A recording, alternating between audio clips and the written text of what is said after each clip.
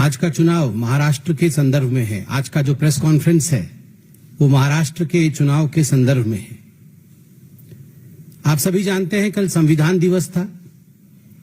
संविधान दिवस के उपलक्ष्य पर जिस प्रकार से मल्लिकार्जुन खड़गे जी ने अपने कार्यालय, कांग्रेस के कार्यालय में भाषण देते हुए उन्होंने ईवीएम को कोसा है और जिस प्रकार उन्होंने कहा है कि ईवीएम हटाना है और बैलेट पेपर को फिर से लेकर आना है, उस विषय में आज यह प्रेस कॉन्फ्रेंस हो रही है।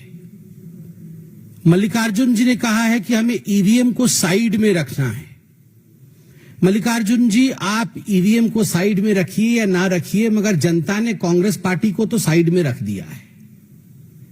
इसमें कोई दो मत नहीं है कि आज किसी भी राज्य में कांग्रेस साइड में है। Congress has been sidelined in the election of literally every state, even in Jharkhand. आज कांग्रेस पार्टी भारतीय जनता पार्टी के पीछे है। महाराष्ट्र में तो नेस्तनाबूत हो गई है। मात्र 16 सीटें लेकर कांग्रेस पार्टी महाराष्ट्र में आई है, जहां महायुति की प्रचंड जीत हुई है।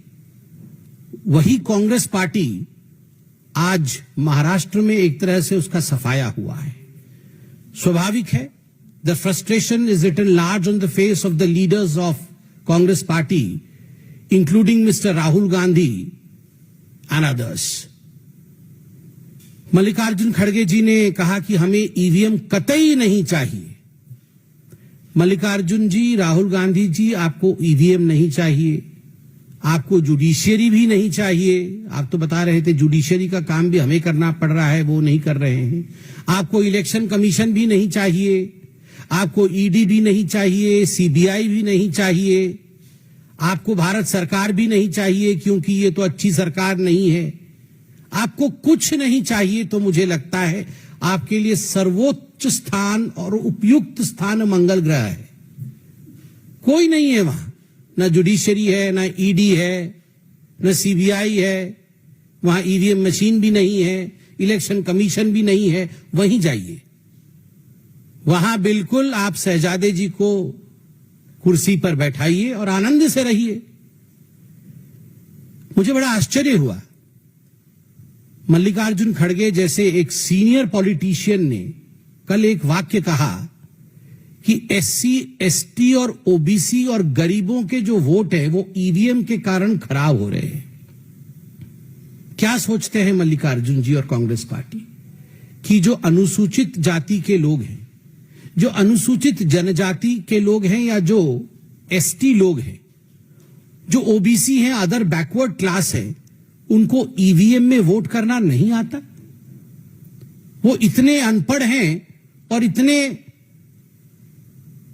समझ भी उनको इतनी नहीं है कि वो ईवीएम में किस प्रकार वोट कर सके, बटन कहां दबाना है, कैसे दबाना है, वीवीपैट उसमें निकलता है, उसे देखना है, वेरीफाई करना है। Just because they are SC, ST, OBC and poor, they do not know how to use EVM. ये एक इंसल्ट है। ये कहीं ना कहीं SC, ST और OBC समाज के प्रति एक बहुत बड़ा इंसल्ट है, एक बहुत बड़ा धक्का है। और मैं ये एक्सपेक्ट नहीं कर रहा था, मुझे नहीं लगता था कि मल्लिकार्जुन खड़गे जैसा सीनियर व्यक्ति इस प्रकार के वाक्य का प्रयोग करेगा। मल्लिकार्जुन जी का यह भी कहना था कि हम तो बैलेट पेपर किसी भी कीमत पर लेकर आएंगे और ईवीएम मशीन जो है वो नरेंद्र मोदी और अमित शाह जी के घर पे रख दीजिए। मोदी जी और अमित शाह जी के घर पे ईवीएम मशीन रख दीजिए, हम बैलेट पेपर लेके आएंगे। खड़गे जी, राहुल जी, मोदी जी के घर में ईवीएम मशीन है। E for energy, V for vikas, M for mehnat. Machine की तरह मोदी जी काम करते हैं। He works like a machine and he has EVM. वो ऊर्जा उनके पास है। E for energy, V for vikas, विकास के लिए, डेवलपमेंट के लिए काम करते हैं। और वो अतुलनीय मेहनत, ईवीएम, उसी के कारण आज भारतीय जनता पार्टी जीत रही है। सही कह रहे हैं, हम ईवीएम के कारण जीत रहे हैं, जहां ई से एनर्जी, वी से विकास और एम से मेहनत होता है, और आप आरबीएम के कारण हार रहे हैं। आरबीएम का अर्थ है राहुल्स बेकार मैनेजमेंट। हम ईवीएम के कारण जीत रहे हैं, आप आरबीएम के कारण हार रहे हैं। खराबी मशीन में नहीं है, खराबी लीडरशिप में है। ईवीएम ठीक है, राहुल खराब है। आप ईवीएम बाद में बदलिएगा, राहुल को बदलिए। बताइए, कोई भी प्रतिद्वंदी इस प्रकार का अनसॉलिसिटेड एडवाइस नहीं देता है, मगर फिर भी मुझे लगता है लोकतंत्र में इतनी शिष्टाचार होनी चाहिए कि इतने वर्षों तक साथ साथ पार्लियामेंट में और असेंबलीज में बैठने के बाद कम से कम कुछ एडवाइस हमें, भले ही वो अनसॉलिसिटेड लगे, हमें देना चाहिए। मैं तो मल्लिकार्जुन से कहूंगा, मल्लिकार्जुन जी जानते हैं, वैसे कभी कभी उनके चेहरे को मैं भी पढ़ता हूं, वो जानते हैं खराबी कहां है, बेचारे बोल नहीं पाते हैं। बदलने की आवश्यकता है राहुल गांधी को, ईवीएम को नहीं। और वो कह रहे थे मल्लिकार्जुन जी की बैलेट पेपर के लिए हम यात्रा निकालेंगे। आजकल वो नया शब्द उनका यात्रा चल रहा है बड़ा, भारत जोड़ो यात्रा, उसी से सब कुछ मंगल हो गया। और भारत जोड़ो यात्रा के बाद आप बोल रहे हैं बैलेट पेपर यात्रा निकालेंगे। वैसे भी ठीक ही है, वैसे निकालना चाहिए, यात्रा निकालना चाहिए। टाइम भी है उनके पास अभी यात्रा निकालने के लिए, और कुछ काम भी नहीं है कांग्रेस के पास। तो घर में खाली नहीं बैठना चाहिए, नेताओं को कुछ ना कुछ करते रहना चाहिए। यात्रा ही सही, आप यात्रा निकालिए, अच्छी बात है। ऑन अ सीरियस नोट, जो मल्लिकार्जुन जी ने कहा कि हम ईवीएम हटाएंगे और बैलेट पेपर लेके आना चाहते हैं, और कोइंसिडेंस देखिए, सुप्रीम कोर्ट में ठीक उसी समय एक पिटीशन पे सुनवाई चल रही थी। मिस्टर के पॉल ने पिटीशन डाल रखा था कि ईवीएम मशीन हटाने की आवश्यकता है, ईवीएम से धांधली होती है, और बैलेट पेपर पे आने की आवश्यकता है। और सुप्रीम कोर्ट में जस्टिस विक्रमनाथ जी और जस्टिस प्रसन्न बी वराले, दोनों जस्टिसेस, उनकी खंडपीठ इसकी सुनवाई कर रही थी। स्पष्ट रूप से इस खंडपीठ ने पूरे विषय की सुनवाई के पश्चात कहा है कि ईवीएम में खराबी नहीं है।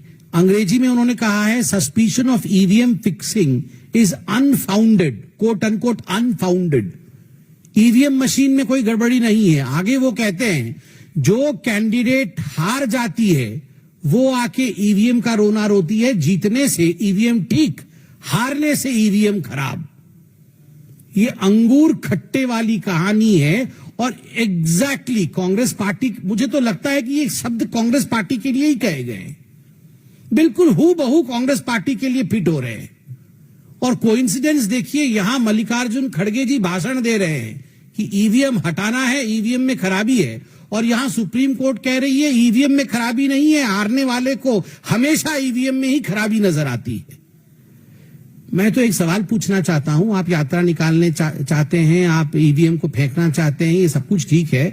जब 2017 में एक हैकाथॉन हुआ था, इलेक्शन कमीशन ने एक हैकाथॉन किया था कि आइए हम यहां ईवीएम मशीन रखेंगे और सब पॉलिटिकल पार्टी के लोग आके आप हैक करिए, और बहुत पहले से नोटिस जारी किया था कि हैकाथॉन होगा।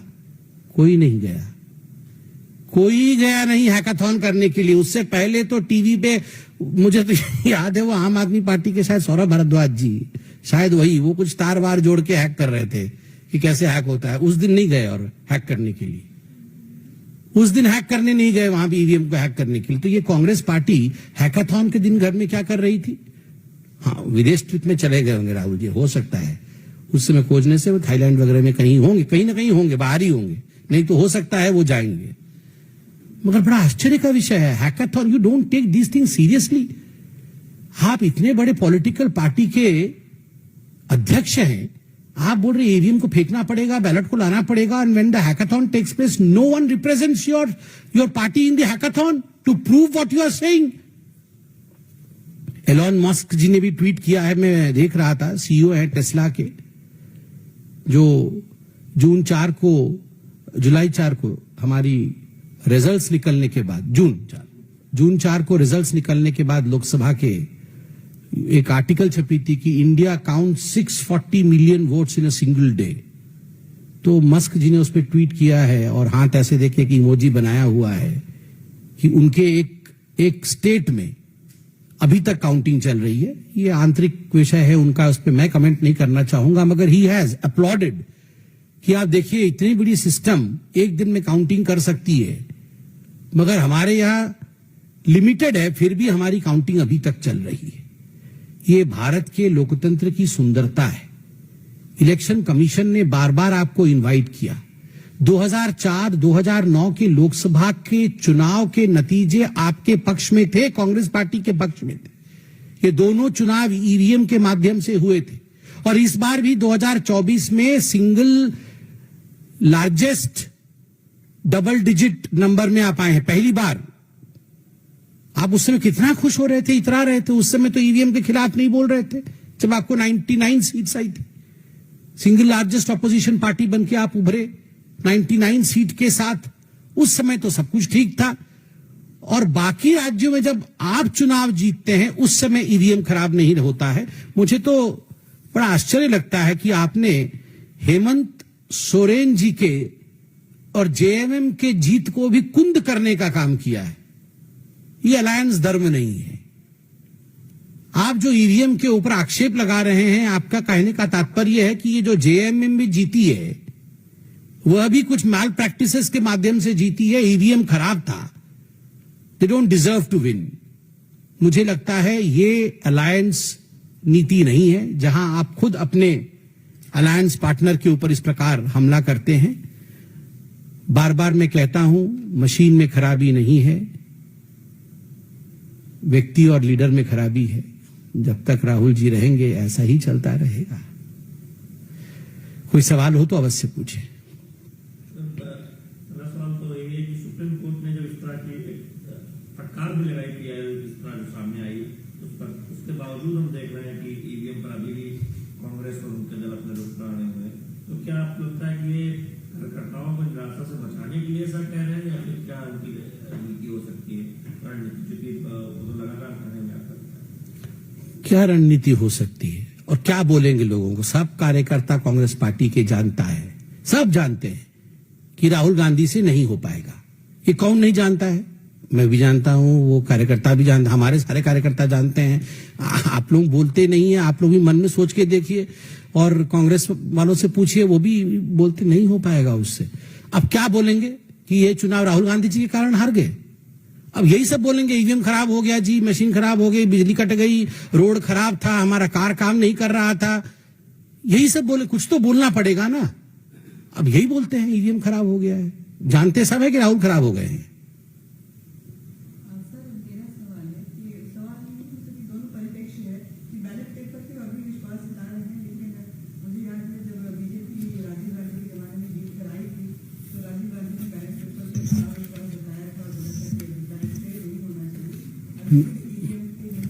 मैं तो वो स्टेटमेंट भी लेके आया हूं राजीव गांधी जी का।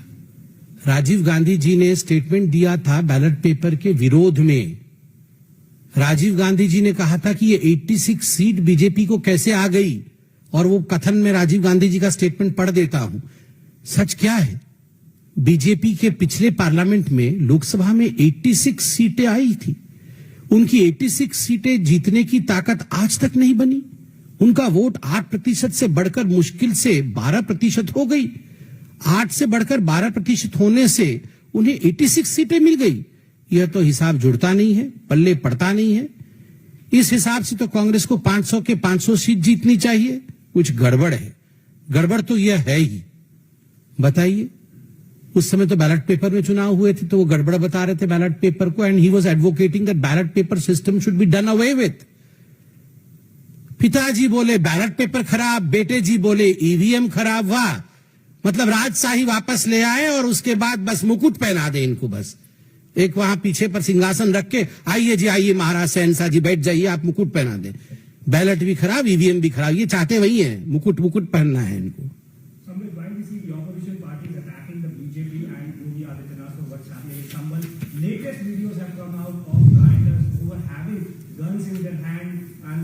Pelting stone at the police, but we see politicization still being done. Rahul Gandhi wants to visit his SP delegation has also gone there. How do you see this after the new videos have come out? So it's a sensitive issue. It's a very sensitive issue. And I would wait for the investigation to be complete. I would, in fact, appeal to everyone that no one should politicize the issue. Because whatever we are seeing today, these are recorded. The evidences are present in the public domain. As you stated right now, we can see things in public domain. So let the investigative agencies complete their work. दूध का दूध और पानी का पानी हो जाएगा. देखिए, जहां तक आपने संभल के विषय में सवाल पूछा है, मेरा बड़ा स्पष्ट मानना है कि इस पर किसी प्रकार की राजनीति नहीं, इस पर इन्वेस्टिगेशन चल रही है और हम सबको इन्वेस्टिगेशन के नतीजे का इंतजार करना चाहिए. और भारतवर्ष में संविधान का राज है. स्वाभाविक रूप से जो लोग इसके पीछे रेस्पॉन्सिबल हैं, जिनके कारण ये हुआ है, उनको बख्शा नहीं जाएगा. We are seeing in Bangladesh situation is very tense. Hindus are being attacked, their houses are being attacked. What can be done on the part of Indian government, and how BJP in fact would want to take this issue forward? See, as far as Bangladesh and as far as arresting of a monk also, a revered monk also in Bangladesh is concerned, the foreign ministry has issued a statement, has given a statement to which Bangladesh also has reacted. I believe as a political party, I would refrain from making any statement since the government of India has already made a statement. We ditto the stand of the government of India. लेकिन यूनुस सरकार ने बोला है कि ISKCON जो है वो एक रेडिकल इंस्टीट्यूशन है जो कि वो धर्मवाद फैलाती है और राष्ट्रवाद फैलाती है. So we all know the truth, but still I would not be drawn into the kind of fight between two countries. The two countries have exchanged notes, they have exchanged statements, and we all stand by the rightful statement issued by the MEEA of India. Maharashtra की राजनीति में बोलेंगे जिस तरह से आज शिंदे ने कहा कि बीजेपी पीएम मोदी और मिश्रा जी साइड में हमें कोई दिक्कत नहीं, जन सरकार बने, हम सेवा करें. देखिए, यह विषय महायुति का है, उनके बीच मीटिंग का है. उस विषय से मैं अनभिज्ञ हूं. स्वाभाविक रूप से वो मैंडेट मेरे पास भी नहीं है कि मैं उस पर कमेंट करूं. मैंने भी अभी माननीय शिंदे जी के प्रेस कॉन्फ्रेंस को सुना. शिष्टता, शालीनता और भद्रता के शब्दों को उन्होंने बहुत अच्छे से पिरोया है, हम सब ने सुना है. और इस विषय पे जब तक बैठक इत्यादि नहीं होती है, मुझे लगता है हम अभी इस विषय से अनभिज्ञ हैं.